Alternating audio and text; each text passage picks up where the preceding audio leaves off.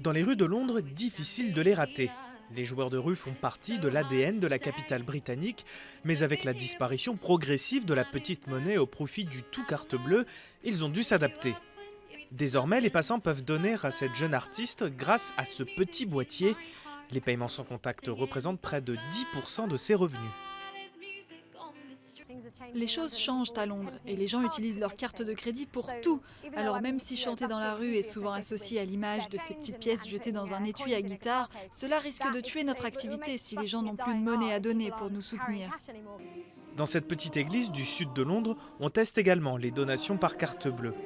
Si elles n'ont pas encore remplacé la quête lors de la messe du dimanche, elles permettent surtout de faire des dons importants en toute sécurité.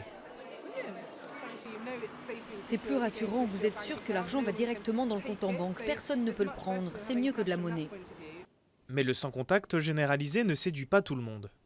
Pour cet expert financier, cette technologie amène également son lot de questions. Il y a la surveillance, on peut vous tracer partout. L'exclusion financière, si vous n'avez pas de carte de crédit, vous êtes exclu du système. Et la sécurité en ligne, car à partir du moment où vous devenez dépendant du sans-contact, tous les systèmes peuvent se retrouver hors service. S'il se généralise un peu partout au Royaume-Uni, le paiement sans contact ne garantit pas pour autant plus de rentrée d'argent.